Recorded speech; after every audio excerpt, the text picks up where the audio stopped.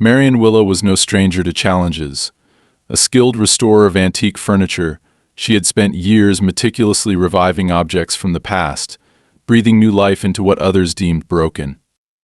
Her hands were steady, her mind sharp, and her patience unmatched, qualities that had served her well in her craft and in life. When she moved into her new suburban home, she hoped to leave behind the chaos of the city and the disappointments of the past.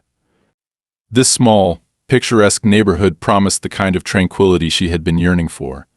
She didn't expect it to come without effort, but Marion was ready to build her sanctuary, one piece at a time. The house itself was a modest but charming property, sitting at the end of a quiet cul-de-sac. Its best feature, in Marion's eyes, was the freedom it offered. Unlike her cramped apartment in the city, this place had space: a sprawling backyard for her dog, Dusty, and a workshop in the garage where she could pursue her craft without interruption. The house was far from perfect peeling paint, a few creaky steps on the porch, and a mailbox that had clearly seen better days. But Marion wasn't one to shy away from a little hard work. To her, this wasn't just a house, it was a blank canvas, a place to make her own. One of her first projects was the mailbox. It stood crookedly at the edge of her driveway, its dull gray surface flecked with rust. Marion had always believed that beauty could be found in the smallest details, and a mailbox, though functional, was also the first thing people saw when approaching a home. After a few hours of sanding and priming, she let her creativity take over, painting it in deep sapphire blue with intricate gold accents that mirrored the Art Deco style she loved. When it was done, the mailbox gleamed under the afternoon sun, a small but striking piece of art. She felt a swell of pride as she stepped back to admire her work. It wasn't just a mailbox anymore, it was a statement, a little piece of herself embedded in her new surroundings. The response from the neighborhood was mixed. A few passers-by slowed down to admire her creation, smiling or giving her a thumbs up. One elderly man walking his dog even stopped to compliment her. "It's beautiful," he said with a warm smile. "We could use more of that around here," but not everyone was as appreciative. Marion noticed a handful of disapproving glances from neighbors as they drove by, their faces hard and unreadable. It didn't bother her at first. She knew not everyone shared her taste, and that was fine. She had no idea, however, that something as simple as a mailbox would ignite a firestorm. The first sign of trouble came just a week later. Marion found an envelope tucked neatly under her front door. The stationery was crisp and formal, with a tone that veered into condescension. The note, unsigned, informed her that her mailbox was non-compliant with neighborhood standards and demanded its immediate removal. She stared at the letter, confused and slightly amused. She hadn't signed up for any association rules when she bought the house. She had checked that thoroughly before moving in. Shaking her head, she crumpled the note and tossed it in the trash. Whoever had sent it, she figured, could mind their own business. Days passed without incident, and Marion started to think the note was a one-off annoyance. Then one morning, as she stepped out to grab the mail, she froze. Her beautiful mailbox was defaced. The gold accents were scratched away, the sapphire paint marred by crude streaks of spray paint. Worse still, the lid had been smashed in, leaving jagged edges that could cut anyone reaching inside. Marion felt a tightness in her chest as she stared at the damage, her hands curling into fists. Who would do this? And why? The police officer who came to file the report was polite but dismissive. "Probably some kids messing around," he said with a shrug as he jotted down her statement. "You should think about putting up a regular mailbox. Less attention, you know." His words stung, but Marion held her tongue. It wasn't just a mailbox to her, it was a piece of her home, a reflection of her identity. Giving in felt like a surrender she wasn't ready to make. Marion replaced the mailbox, repainting it with the same design, though it took hours to restore its former beauty. This time she added a layer of protective coating, hoping it would deter future vandals. But within days, another letter arrived. This one wasn't anonymous. It bore the official letterhead of the neighborhood committee, informing her that her mailbox had been deemed aesthetic disruption and warning her of escalating fines if she failed to replace it with an approved design. Marion felt her blood boil. Approved by whom? She hadn't agreed to these rules, and no one had consulted her. This was her property, her home. How could they dictate something as personal as the color of her mailbox? She decided to confront the committee directly. The next evening she walked to the community hall, where a meeting was taking place. The atmosphere shifted as she entered the room, heads turning toward her with a mix of curiosity and thinly veiled hostility.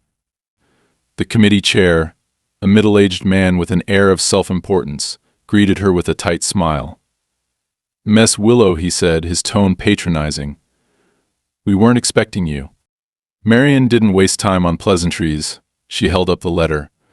"I'd like to know why my mailbox is such a problem," she said, her voice steady but firm. "This is my property, and as far as I know, I'm not violating any laws." The chair's smile didn't waver. "We have standards in this neighborhood, Ms. Willow. Standards that maintain harmony and uniformity. Your mailbox, while creative, doesn't align with those standards." "And who decided those standards?" Marian shot back. "Because I didn't sign up for this." The room went silent. The chair cleared his throat, clearly uncomfortable. "These rules have been in place for years.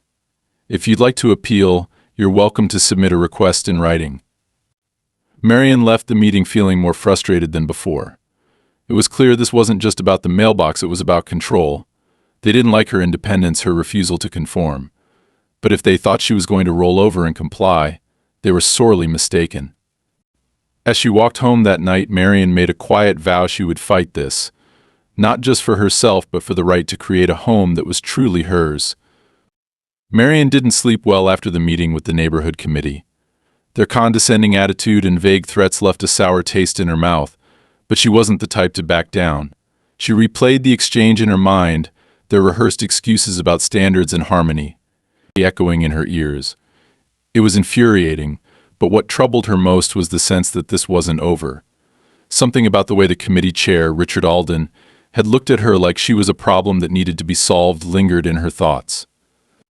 The next morning, Marian woke to an unsettling sight. Her newly restored mailbox, which she had painstakingly repainted just days earlier, was gone. Not vandalized this time, completely removed. In its place was a cheap, dull metal box bolted to the post, the kind you'd find in bulk at a hardware store. Marian's heart sank as she walked toward it. A folded note was taped to the lid, its tone as cold and impersonal as the replacement itself. "Your previous mailbox has been removed due to its failure to comply with neighborhood standards. This replacement is provided as a courtesy to avoid further violations. Any attempts to alter or replace it will result in immediate fines and legal action." Marian's hands trembled as she crumpled the note. Courtesy? This wasn't courtesy, this was an act of pure arrogance. Someone had come onto her property, destroyed her work, and installed this monstrosity without her consent. She didn't know whether to feel violated or enraged. Both emotions simmered within her as she stood there, staring at the box like it was mocking her. She called the police again, hoping for a more serious response this time. But when the officer arrived, his reaction was far from what she hoped for. After hearing her explain the situation, he shrugged and said, "It sounds like a civil matter, ma'am. If the committee's within its rights to enforce neighborhood rules, there's not much we can do." Marian's voice tightened. "They came onto my property without permission and destroyed my mailbox. How is that not trespassing?" The officer hesitated, clearly uncomfortable. "Do you have any signs posted? Anything that explicitly states no trespassing?" "Without that, it might not hold up in court. And if this falls under some sort of neighborhood agreement," he trailed off, avoiding her gaze. "Unbelievable," Marian muttered under her breath. She thanked him curtly and watched as he left, feeling more alone than ever. She spent the rest of the day researching. If the committee thought they could bully her into submission, they were sorely mistaken.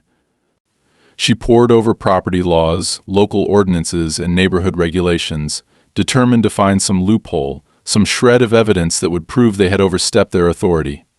By evening, she was exhausted and no closer to a solution.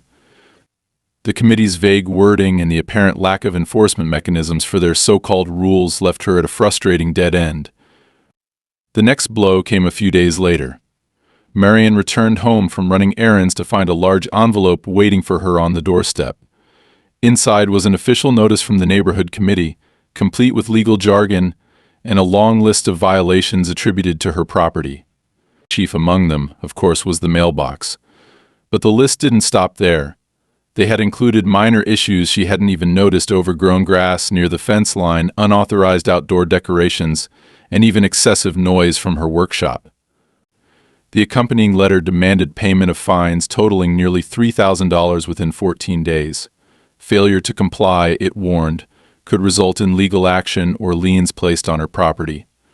Marian's stomach twisted as she read the letter. This wasn't just petty harassment anymore. They were escalating, using every tool at their disposal to intimidate her. Marian's next move was to contact a lawyer. She wasn't sure what she could afford, but she knew she needed someone to help her navigate this mess. The attorney she found, Allison Kane, specialized in property disputes and came highly recommended. During their consultation, Marian laid everything out: the vandalism, the forced mailbox replacement, the fines. Allison listened intently, her brow furrowed as she flipped through the documents Marian had brought. "This is a mess," Allison said finally, leaning back in her chair. "I've seen cases like this before. Committees like these often operate in a gray area. They'll push the boundaries of their authority, hoping you won't fight back. But trespassing and property destruction? That's crossing the line." Marian felt a flicker of hope. "So I have a case." "You might," Allison said cautiously. "But it won't be easy. They'll claim they acted within the bounds of their rules, and proving otherwise can be tricky. Do you have any records showing that you didn't agree to these rules when you bought the house?" Marian hesitated. "I checked before I moved in. The house wasn't supposed to be under any association's jurisdiction." "Then we'll need to get the original title documents and any amendments that might have been made. It's possible they expanded their authority after you moved in, which could be contested." The next few days were a whirlwind of activity. Allison filed a formal complaint against the committee, requesting documentation of their authority over Marian's property. At the same time, Marian began taking steps to protect herself. She installed security cameras around her home, determined to catch any future trespassers in the act. But the committee wasn't done. One morning, Marian woke to find that someone had spray-painted the word "troublemaker" across her garage door in bold, red letters. It was a blatant act of intimidation, one that sent a chill down her spine despite her efforts to stay strong. She reviewed the footage from her newly installed cameras, but whoever had done it had avoided the angles, keeping their face hidden. Marian reported the incident to the police again, but their response was the same dismissive tone she had grown used to. "Without clear evidence of who did it, there's not much we can do," the officer said, almost apologetically. Frustrated but undeterred, Marian began reaching out to her neighbors. She wanted to know if anyone else had experienced similar treatment from the committee. Most were hesitant to speak, avoiding her or giving vague answers. But one elderly woman, Mrs. Porter, pulled her aside after church and whispered, "You're not the first, dear. They've driven out others before you. Always the same tactics: fines, threats, and harassment, until people give up and sell. Be careful." The revelation hit Marian like a punch to the gut. This wasn't just about her mailbox. It was a pattern, a methodical campaign to target anyone who didn't fall in line, and now she was their latest victim. As Marian walked home that day, she felt the weight of the fight ahead of her. The committee had resources, influence, and a playbook they had clearly perfected over time. But Marian wasn't about to let them win. If they thought they could bully her into submission, they'd underestimated just how far she was willing to go to defend what was hers. The tension around Marian's house was almost tangible as days turned into weeks. The cheap replacement mailbox still sat stubbornly at the edge of her property, a constant reminder of the committee's control. Every time she saw it, it ignited a fresh wave of anger. But Marian wasn't just angry, she was strategic. With Allison's help, she began piecing together a plan to fight back.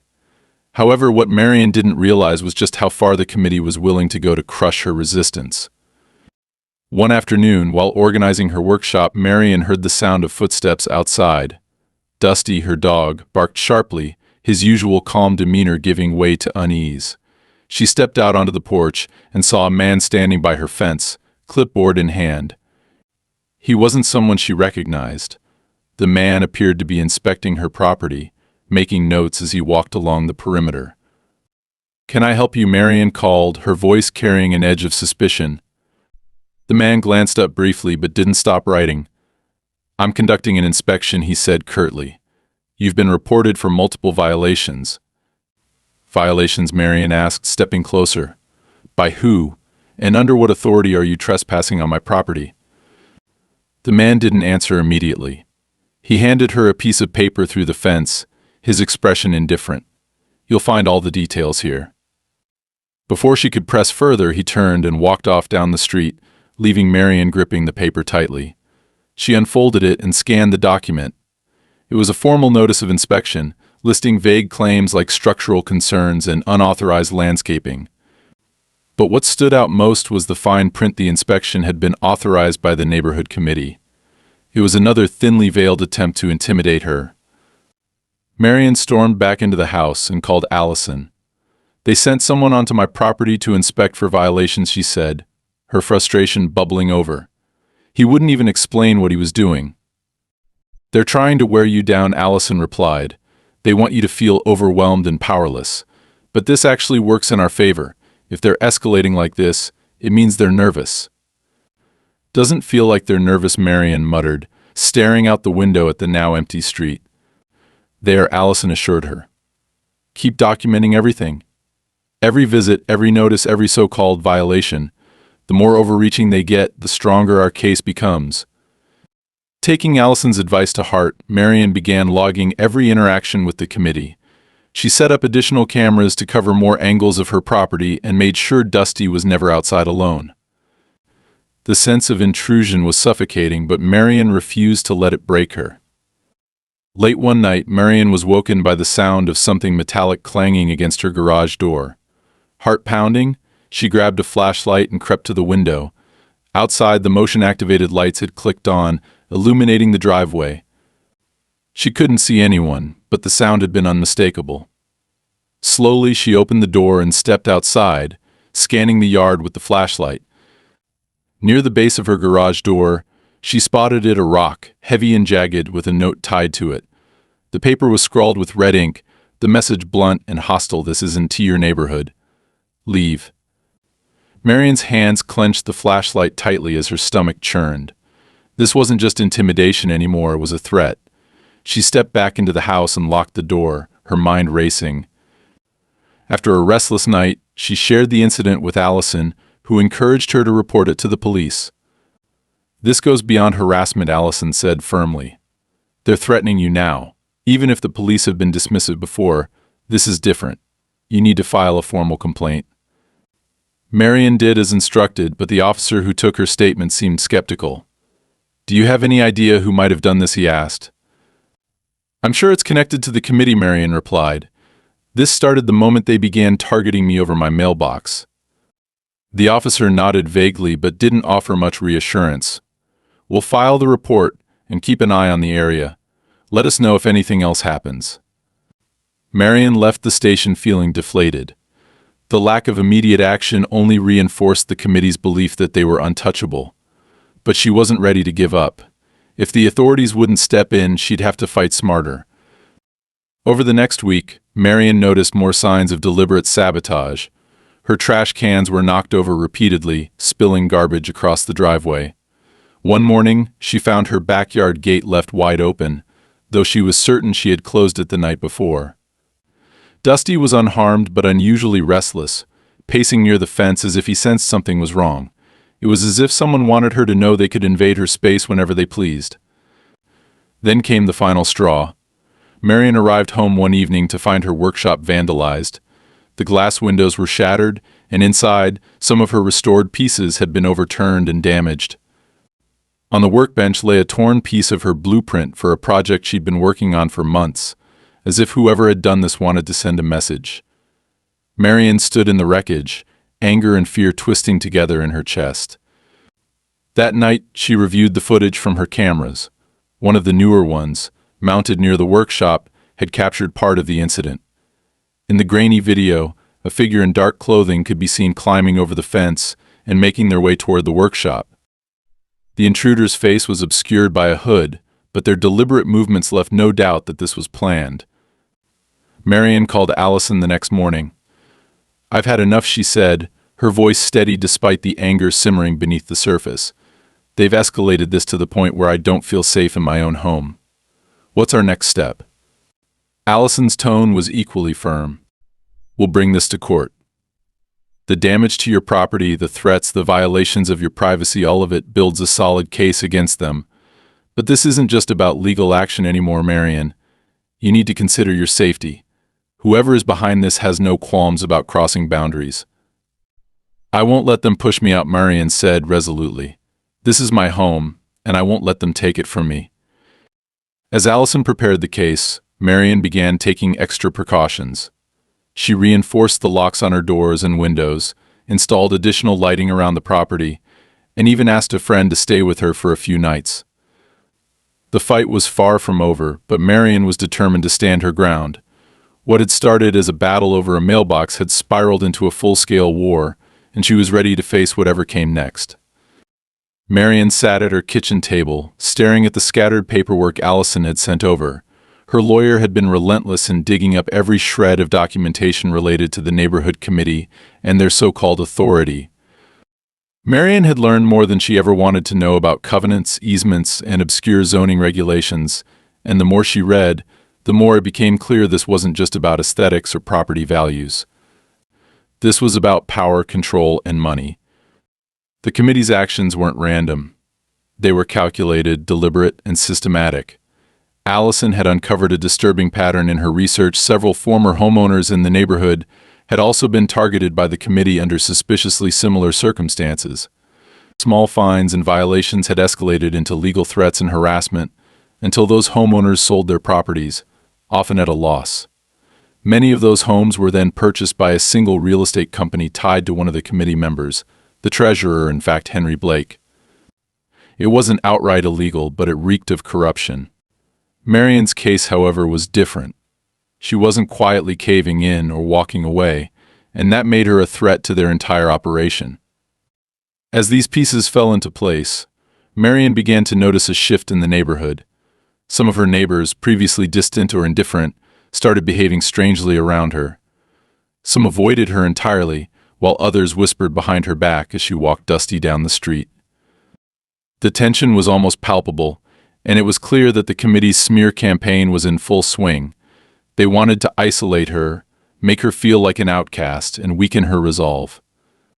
But Marian wasn't one to give up easily. She started reaching out to her neighbors, trying to find allies in the community. Most of them were reluctant to talk, claiming ignorance or brushing her off with polite but firm excuses. One neighbor, a middle-aged man named Carl, finally admitted that he'd been warned by the committee to stay out of her business if he wanted to avoid trouble himself. "They have eyes everywhere," Carl said nervously, glancing around as if someone might overhear him. "They know everything that happens on this street. I'm sorry, Marian, but I can't afford to get involved." It was disheartening, but not surprising. Marian thanked him anyway and left, more determined than ever to fight back. She turned her focus to Allison's legal strategy, which was starting to gain traction. The lawyer had filed a formal complaint against the committee, challenging the validity of their actions and demanding an independent review of their authority. It was a bold move, but it came with risks. Marian knew the committee wouldn't take it lying down. Her suspicions were confirmed a few days later when she received a notice summoning her to a mediation session with the committee. It was a last-ditch effort to resolve the matter amicably, as the letter phrased it, but Marian knew it was little more than a trap. They wanted to intimidate her into backing down before the legal process went any further. The day of the mediation arrived, and Marian walked into the meeting with her head held high. Allison accompanied her, calm and professional as always, while the committee's members sat at the far end of a long conference table. Richard Alden, the chair, greeted her with a tight-lipped smile that didn't reach his eyes. Henry Blake sat next to him, his expression smug, and two other committee members flanked them, both looking equally self-satisfied. Willow Richard began, his tone dripping with false politeness. "Thank you for joining us today. We're here to discuss a path forward that benefits everyone involved. I'm here to hear your justification for trespassing on my property, destroying my mailbox, and harassing me with baseless fines," Marian shot back, her voice steady. Richard's smile faltered slightly, but he recovered quickly. "We've acted well within our rights as representatives of the community," he said smoothly. "Your mailbox, while unique, violated established guidelines, and we were compelled to act in the best interest of the neighborhood." "Allison," the guidelines, Marian prompted, turning to her lawyer. Allison calmly opened a folder and slid a copy of the neighborhood's original covenants across the table. "These are the rules as they were filed with the county when this neighborhood was established. As you can see, there's no mention of aesthetic requirements for mailboxes. In fact, there's nothing here that gives your committee the authority to dictate personal property decisions of this nature." Henry leaned forward, his voice sharp. "Those rules have been updated, without proper notice to homeowners or their consent," Allison countered. "Any changes to the covenants must be approved by a majority vote of the property owners. There's no record of such a vote taking place." The tension in the room thickened as Allison laid out her case, point by point dismantling the committee's claims of authority. But Richard wasn't ready to back down. He produced a folder of his own, filled with documents and photographs of Marian's property. "This isn't just about the mailbox," he said, his tone growing colder. "You've repeatedly disregarded community standards, creating a nuisance for your neighbors. Overgrown vegetation, excessive noise, and now baseless accusations against this committee. It's clear you're not interested in being part of this community." Marian clenched her jaw but kept her composure. "You've been targeting me since the day I moved in," she said. "This isn't about the community, it's about control. And I'm not going to let you bully me out of my own home." The mediation ended without resolution, as Marian had expected, but the encounter only fueled her determination. She could see the cracks in their facade, the desperation behind their calculated aggression. They were pushing harder because they knew they were losing. Over the next few weeks, Marian and Allison worked tirelessly to strengthen their case. Allison filed a motion for an injunction to prevent the committee from imposing any further fines or penalties until the legal dispute was resolved. At the same time, Marian began gathering statements from former homeowners who had been forced out by the committee's tactics. Most were hesitant to speak on the record, fearing retaliation, but one elderly couple, the Porters, agreed to share their story. "They did the same thing to us," Mrs. Porter said, her voice trembling with emotion.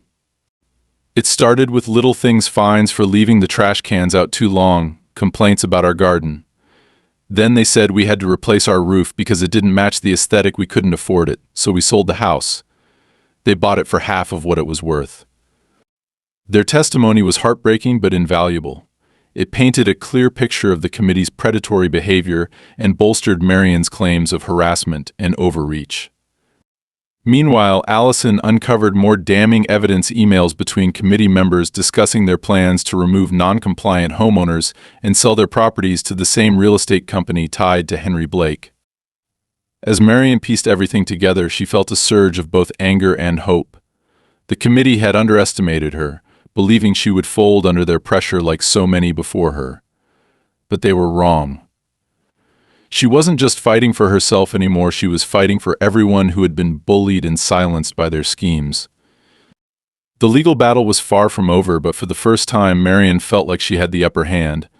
The committee's web of lies and manipulation was unraveling, and she was determined to see it through to the end. Whatever they threw at her next, she was ready. This was her home, and she wasn't going anywhere. The calm never lasted long in Marian's battle against the committee. No sooner had she and Allison begun to make progress in dismantling their claims than the neighborhood's hostility toward her reached a fever pitch. It started with petty actions: trash cans tipped over, her driveway inexplicably blocked by parked cars, and whispers that grew louder as she passed by neighbors on her morning walks with Dusty. They weren't just indifferent now, they were openly antagonistic, a reflection of the committee's influence spreading like poison. One morning, Marian woke to find an envelope taped to her door. The paper was heavier than usual, the seal formal and official. Inside was a new notice from the committee, claiming her property was now in violation of zoning ordinances due to an unapproved structure on her land. She frowned, confused. Her house and garage had passed inspections when she moved in, and she hadn't built anything new. The attached photo, however, showed her garden shed, which had been there since before she purchased the property. "This is ridiculous," Marion muttered as she took the notice to Allison's office later that day. Allison skimmed the paper with a practiced eye, her brow furrowing. "They're grasping at straws," she said. "This shed isn't in violation of anything. But they're escalating. This isn't just about fines anymore. They're trying to build a case to file a legal injunction against you, or worse, force a foreclosure by claiming you're in breach of zoning laws." Marion felt a chill at the thought. Can they actually do that? Allison set the notice down and folded her hands. They can try, but their argument is weak. What worries me is that they're throwing every possible accusation at you, hoping something sticks. It's a tactic to overwhelm you with legal and financial pressure. Marion exhaled slowly. Let them try. I'm not giving up. But the committee's tactics weren't limited to paperwork. That evening, as Marion prepared to take Dusty for his evening walk, she noticed something strange near her front yard. Several small stakes had been driven into the ground along the edge of her property, each one marked with bright orange flags. She hadn't authorized any work, and the sudden appearance of the stakes filled her with unease. The next morning, a construction crew arrived without warning, unloading equipment onto her driveway. A foreman approached her as she stepped outside, bewildered. "Morning, Ma," he said, glancing at a clipboard. "We're here to begin trench work for drainage improvements authorized by the neighborhood committee." Marion's confusion turned to anger. "You're on private property. I didn't authorize anything." The foreman hesitated, clearly caught off guard. "We were told this was approved by the committee. They said it was a community project to address runoff issues." "This is my property," Marion snapped. "You're trespassing. Take your equipment and leave before I call the police." The foreman muttered something to his crew and gestured for them to hold off. "I'll check back with the committee," he said, retreating. Marion watched them go, her chest tight with anger. This wasn't about drainage or runoff, it was another power play, an attempt to assert dominance over her land. She called Allison to document the incident and sent a strongly worded letter to the committee, demanding an explanation. The response came swiftly and unapologetically. The committee claimed the work was necessary for the safety and functionality of the neighborhood and insisted they were well within their rights to act on her property. It was a blatant lie, but Marion knew they weren't expecting her to fight back. They wanted her to feel powerless. A few nights later, the harassment escalated again. Marion was woken by a loud noise outside, metal scraping against pavement. Heart pounding, she grabbed her flashlight and rushed to the window. Outside, her driveway was blocked by a large trailer, its wheels deliberately parked over the edge of her lawn. She stepped outside cautiously, the flashlight's beam cutting through the dark, and spotted a truck idling at the end of the street. "Hey," she shouted, her voice cutting through the still night. "Move your trailer." The truck didn't respond. Instead, its headlights flashed, and it sped off, leaving the trailer behind. Marion's hands shook as she called the police, but by the time an officer arrived, there was little to be done. "It's an abandoned vehicle," the officer explained. "We'll have it towed, but this isn't a criminal matter." "It's harassment," Marion argued. "This is just the latest in a series of targeted actions against me." The officer offered a neutral shrug. "Without evidence of who left it here, there's not much we can pursue." The following day, Marion discovered that the trailer incident was just the beginning. A neighbor approached her with a grim expression, holding a flyer that had been slipped into their mailbox. It was a poorly made but malicious handout, accusing Marion of being a disruptive presence in the neighborhood, claiming she was suing the committee to avoid paying her dues and calling her a danger to community cohesion. "They're trying to turn everyone against you," the neighbor said, lowering their voice. "I don't believe any of this, but people are talking." Marion stared at the flyer, her stomach twisting. The committee wasn't just targeting her legally, they were attacking her character, poisoning her reputation to isolate her further. Allison was furious when Marion showed her the flyer. "This crosses every line," she said, pacing her office. "We'll add it to the case. Slander like this can't go unchallenged." But Marion couldn't shake the feeling of dread that came with the realization that her neighbors might actually believe the lies. She felt the weight of the fight pressing down on her, heavier than ever. Yet even as doubt crept in, she refused to let it consume her. That evening, as she sat on her porch, she noticed movement near the far end of her property. It was subtle, a flicker of a shadow near the tree line. Marion stood, her hand instinctively reaching for her phone, and stepped toward the edge of the yard. She scanned the darkness, her heart pounding, but saw nothing. The next morning, she found footprints in the damp soil near her garden. They were fresh, leading toward her backyard but stopping abruptly as if the intruder had retreated. Marion felt a chill run through her.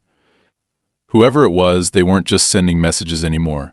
They were testing her boundaries, seeing how far they could push before she broke. Marion didn't sleep that night.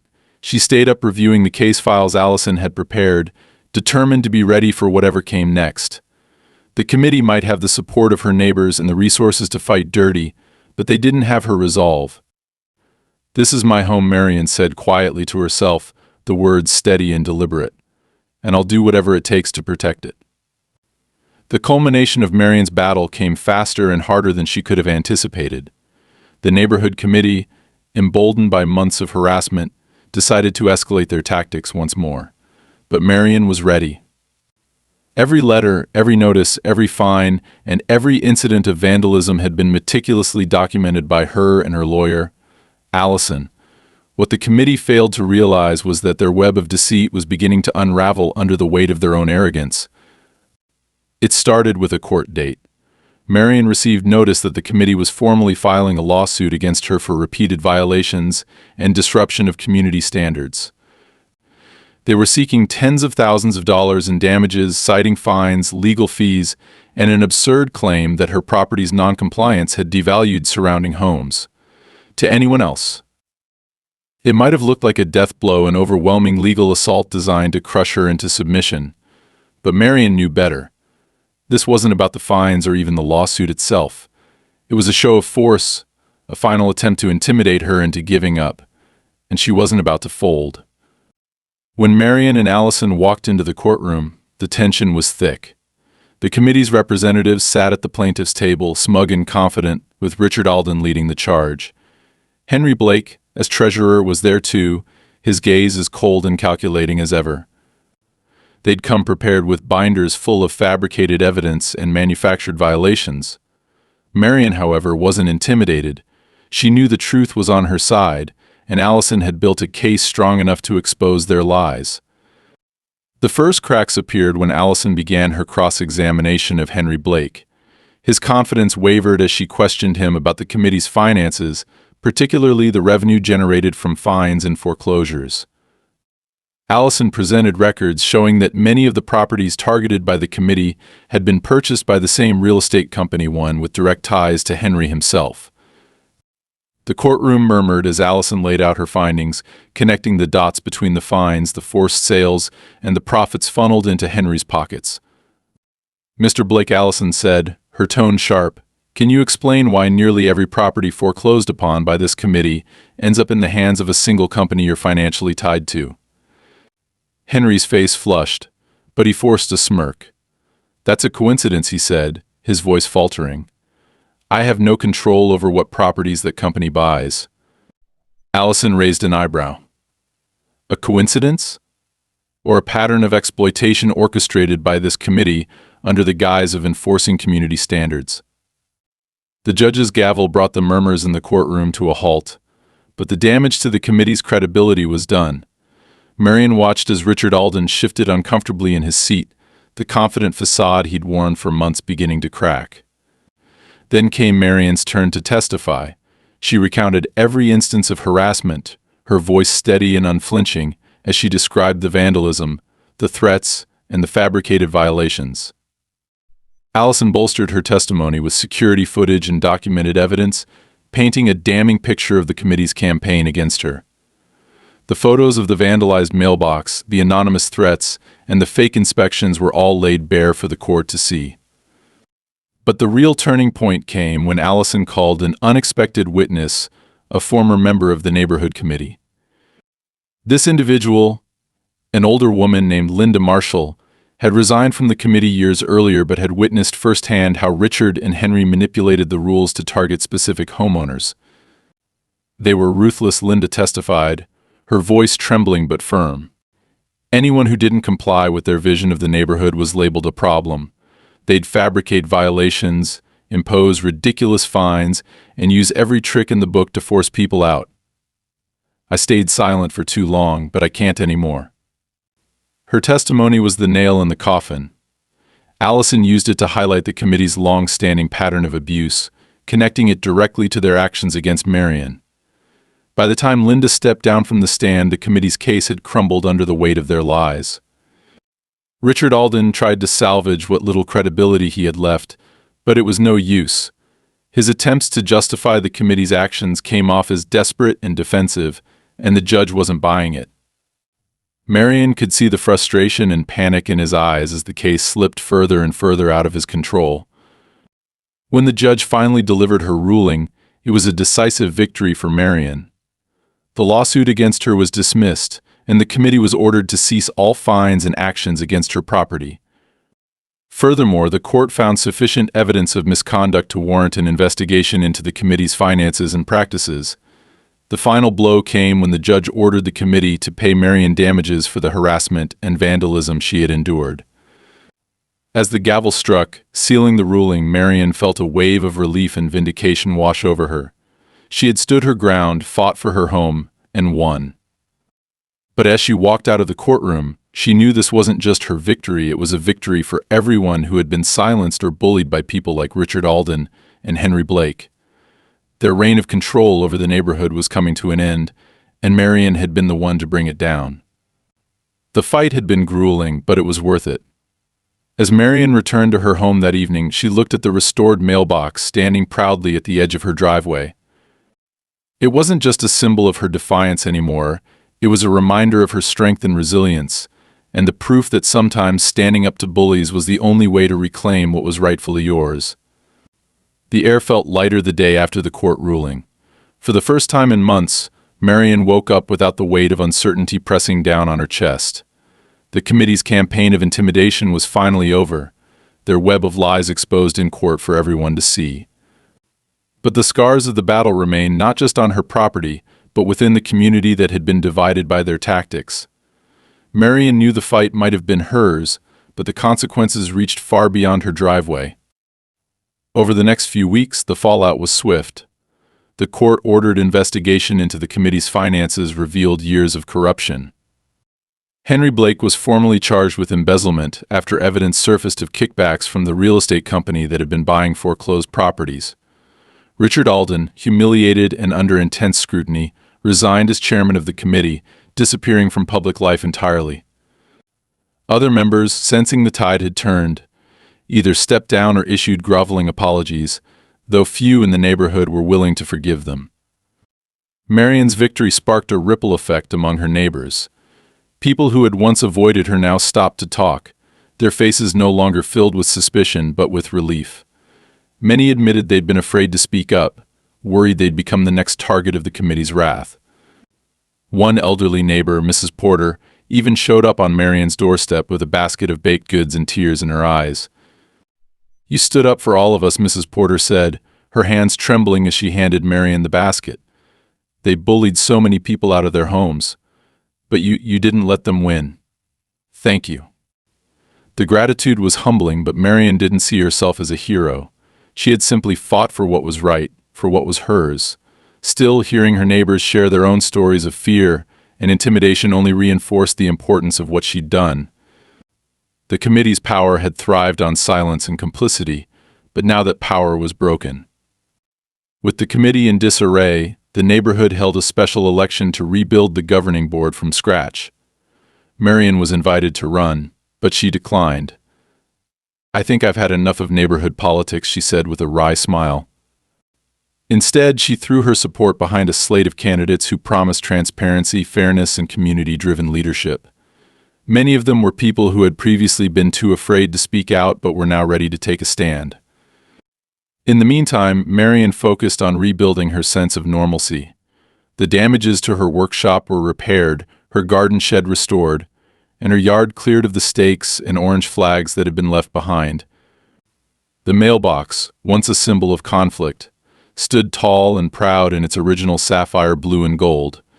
This time no one dared to touch it.